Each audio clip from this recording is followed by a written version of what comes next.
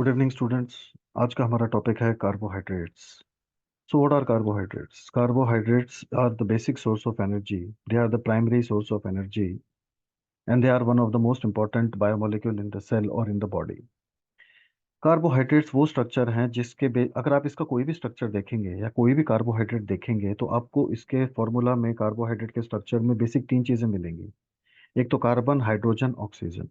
आप कोई भी कार्बोहाइड्रेट ले लो, किसी भी टाइप का, उसमें आप स्ट्रक्चर, उसका फॉर्मूला को देखो, आप उसके स्ट्रक्चर को देखो, आपको यही तीन एलिमेंट्स उसमें दिखाई देंगे। कार्बोहाइड्रेट्स में एक स्पेशल चीज क्या होती है कि जो हाइड्रोजन और ऑक्सीजन होता है वो 2:1 रेशियो में होता है। It is always present in the 2:1 ratio. इसका मतलब क्या है? इसका मतलब है कि अभी हम एक एग्जांपल लेते हैं। अभी हमने एग्जांपल लिया C6H12O6। अब ये ग्लूकोज है।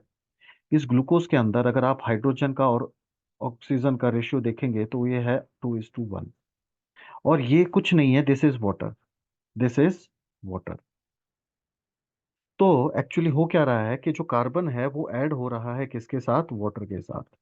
कार्बन वाटर के साथ ऐड हो रहा है और ऐड होकर के वो बना रहा है कार्बोहाइड्रेट। ठीक है। इसीलिए इसको हाइड्रेटेड कार्बन भी कहते हैं, क्योंकि वाटर मॉलिक्यूल कार्बन में ऐड हो रहा है तो हाइड्रेट, तो carbon is getting hydrated. Carbon क्या हो रहा है? हाइड्रेशन, कार्बन का हाइड्रेशन हो रहा है, कार्बन हाइड्रेटेड हो रहा है, तो that is hydrated carbon. And hence it is called hydrated carbon and it forms the carbohydrate. अगला पॉइंट क्या है? They are also called saccharides. उनको हम सेक्राइड्स भी कहते हैं क्योंकि saccharides is basically another name of sugar.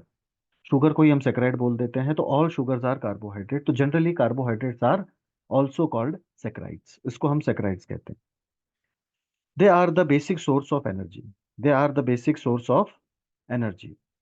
तो जब भी हम कार्बोहाइड्रेट्स को अगर हम कंसिडर करते हैं तो they are primary source of energy और basic source of energy. Primary और बेसिक सोर्स का मतलब क्या होता है कि जब भी बॉडी अगर एनर्जी लेना चाहेगी और उसके सामने बहुत सारे ऑप्शंस हैं तो वो हमेशा कार्बोहाइड्रेट को ही फर्स्ट प्रेफरेंस देगी।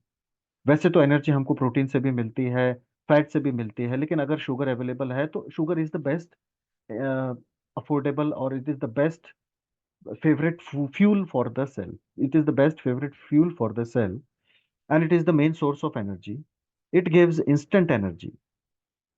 अगर हम इंस्टेंट एनर्जी की बात करें, जैसे अगर सेल को अभी एनर्जी चाहिए तो वो ग्लूकोज से लेगा और ग्लूकोज इज अ कार्बोहाइड्रेट, तो glucose is the instant source of energy. अगर सेल के पास बहुत एक्सेस स्पेयर में कार्बोहाइड्रेट पड़ा है तो वो उसको स्टोर भी कर लेगा। तो स्टोरेज फॉर्म में भी कार्बोहाइड्रेट जो है वो स्टोरेज फॉर्म में भी यूज होता है और इंस्टेंट सोर्स के लिए भी यूज होता है। अब स्टोरेज फॉर्म का अगर हम एग्जांपल देखें तो ये है हमारे पास में स्टार्च। इसमें हमारे पास एग्जांपल है glucose, glycogen, starch, glycogen and cellulose. तो ये तीन बेसिक एग्जांपल हैं, वैसे बहुत सारे हैं, वो हम आगे देखेंगे जैसे जैसे हम आगे बढ़ेंगे। तो अब हम देखते हैं टाइप्स ऑफ कार्बोहाइड्रेट्स। तो अगर हम कार्बोहाइड्रेट्स के टाइप्स की बात करते हैं तो कार्बोहाइड्रेट बेसिकली तीन टाइप के होते हैं। मोनोसेक्राइड, सेक्राइड मतलब शुगर, मोनोसेक्राइड, ओलिगोसेक्राइड और पॉलीसेक्राइड। जो मोनोसेक्राइड है इसका मतलब ही है सिंगल शुगर।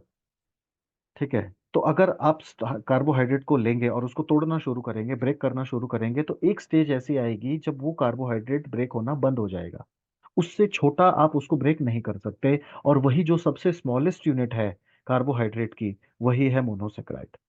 जैसे मान लीजिए मैंने 500 का नोट दिया आपको और बोला छुट्टे करा लो, तो आप 500 को छुट्टा कराएंगे, कैसे होगा? 200 का, 100 का, 50 का, 20 का, 10 का, 5 और 2 और 1 रुपया। 1 रुपए से नीचे कोई करेंसी नहीं है हमारे पास। पहले 50 पैसे होते थे, वो बंद हो गए अभी। तो इंडिया में सबसे छोटी करेंसी क्या है? 1 रुपी। उससे ज्यादा आप उसको ब्रेक नहीं कर सकते। ठीक है। इसी तरीके से कार्बोहाइड्रेट्स की जो सबसे छोटी करेंसी है, जो सबसे छोटा यूनिट होता है, उसका टाइप होता है, उसी को हम मोनोसेक्राइड कहते हैं। अब इसके पास हमारे पास एग्जाम्पल है, ग्लूकोज है, फ्रक्टोज है, मैनोज है, राइबोज है और भी बहुत सारे एग्जाम्पल हैं जो हम आगे देखेंगे जब हम कार्ब मोनोसेक्राइड का स्पेशल वीडियो बनाएंगे तब। तो monosaccharide is nothing but it is the single sugar. अब हम आते हैं ओलिगोसेक्राइड्स। ओलिगोसेक्राइड जो है ये एक मीडियम शुगर होते हैं। मीडियम शुगर का मतलब क्या है? अब सिंगल मोनोसेक्राइड इज, अब दो मोनोसेक्राइड अगर मिलते हैं, एक मोनोसेक्राइड और दो मोनोसेक्राइड में बॉन्ड बनता है और वो आपस में जुड़ जाते हैं, तो ये बन जाएगा डाइसेक्राइड। इसी तरीके से अगर तीन मोनोसेक्राइड जुड़ते हैं तो वो बन जाएंगे ट्राइसेक्राइड। ठीक है, चलो मैं आपको यहाँ पे करके दिखाता हूँ। अब ये है हमारा एक मोनोसेक्राइड, अब ये जुड़ेगा दूसरे मोनोसेक्राइड से, और ये बन गया हमारा डाइसेक्राइड। अब दो शुगर के बीच में जो बॉन्ड बनता है, दो शुगर के बीच में जो बॉन्ड बनेगा, ये कहलाता है ग्लाइकोसिडिक बॉन्ड। Glycosidic bond. और जब भी ग्लाइकोसिडिक बॉन्ड बनता है तो एक वाटर मॉलिक्यूल रिमूव होता है, बाहर निकलता है, एक वाटर मॉलिक्यूल स्ट्रक्चर से बाहर निकल जाएगा। ठीक है, तो यह है ग्लाइकोसिडिक बॉन्ड। इसी तरीके से अगर तीन मोनोसेक्राइड जुड़ते हैं तो ये कहलाएंगे ट्राइसेक्राइड। ट्राइसेक्राइड। चार जुड़ेंगे तो कहलाएंगे टेट्रासेक्राइड, पेंटासेक्राइड। और सबके बीच में कौन से बॉन्ड बन रहे हैं? ग्लाइकोसिडिक बॉन्ड बन रहे हैं। ठीक है, तो ये एक बेसिक जानकारी है। तो इसी तरीके से दो शुगर चेन को हम कहते हैं डाइसेक्राइड, तीन शुगर की चेन को कहते हैं ट्राई, टेट्रा, पेंटा, हेक्सा, हेप्टा, ऑक्टा, नैनो और डेकासेक्राइड। तो 2 से लेके 10 शुगर जो चेन होती है, अगर कोई चेन है शुगर की और उसमें 2 से लेके 10 मोनोसेक्राइड अवेलेबल हैं, 2 से लेके 10 मोनोसेक्राइड, इन सभी को 2 से लेके 10, इन सभी को हम कहते हैं ओलिगोसेक्राइड। तो ये डाइसेक्राइड, टेराइड, ट्राइसेक्राइड, टेट्रासेक्राइड, ये सब क्या है? ये सब हमारे ओलिगोसेक्राइड के टाइप्स हैं। These are the types of oligosaccharide.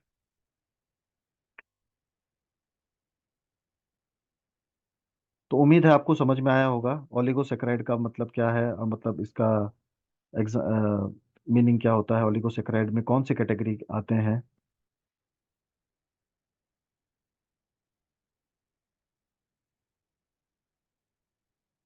अब हम आगे देखते हैं पॉलीसेक्राइड। तो जो पॉलीसेक्राइड होते हैं,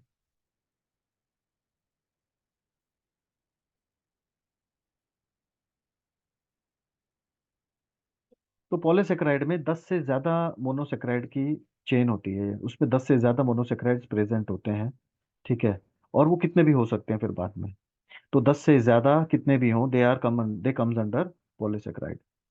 ठीक है, तो अब क्या है बेटा, अब इसमें हमारे पास एग्जाम्पल है स्टार्च, ग्लाइकोजन, सेलुलोज, इन्यूलिन, और भी बहुत सारे हैं, हमने यहाँ पे 10 ही देखे हैं। ठीक है, तो ये है हमारा जनरल इंट्रोडक्शन ऑफ कार्बोहाइड्रेट्स। तो उम्मीद है आपको ये समझ में आया होगा। This is very easy chapter. Thank you.